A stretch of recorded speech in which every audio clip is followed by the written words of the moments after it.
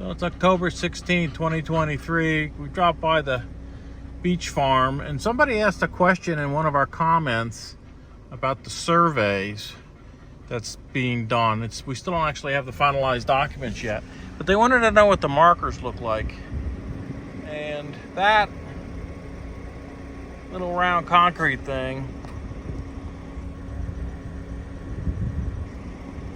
is the marker that the survey team put in. And what they do, they're using GPS now. It used to be done, I guess, traditional survey method. Hang on, we're driving through a little here. And they come out with the GPS to locate the original survey marks off the plat. What do they call that document here? Chanot. Chanot? Chanot. And Land certificate. Land certificate. They call it a certificate here. And which we in the States typically call a plat, a survey plat. And there's a note of where these are, and they go find all of these old ones if they can. And wherever the original plat shows one of those, they find that survey mark and they put another stone on top of it. So in this case, there's another stone here, and you usually see these poles, and they're starting to paint them red now. We do by ourselves, that is not from them. Yeah, that's not from them, but you put these in, and we paid somebody to come behind them basically and put these poles in. But the real survey mark is that little round disc. There's another one up here that we didn't put a pole on because we drive over it. Normally can find their thing, that's why we make that pole. Yeah, see, here's another survey marker right here, right? That little tiny round disc, and it's very difficult to find once it's been driven over or the grass grows up or it grows up around it. They took several hours to find even one of all of these original stones. And then once they found one and confirmed it, they were able to use that as the location point to go find the other ones. And they come around and they put these little stones in. They're about 6 inches long by, I don't know, what are they, 2 inches across by 8 inches. And they have a number stamped in the end. I'm not quite sure how they work it. And they drop those on top using the GPS locators.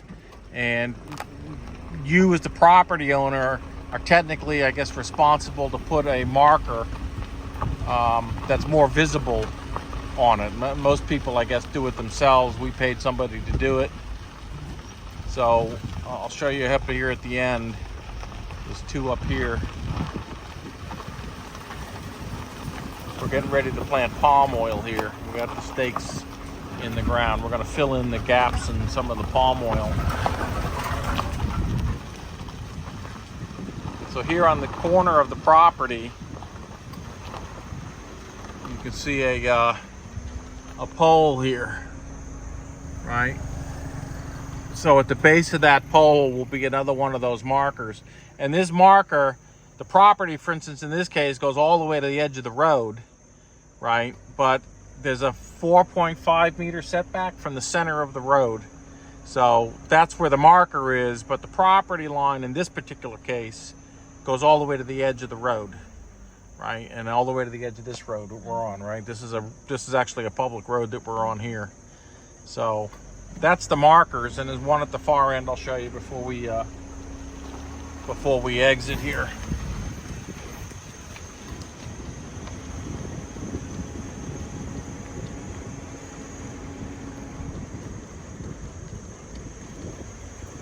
And so depending upon the shape of the property will determine how many markers you have or need to have.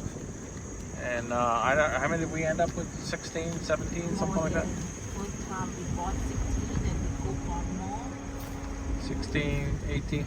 We're about 19 markers, I think, in this particular property. We do almost 20 markers. Yeah. Right, so here actually you can see the marker here. Right.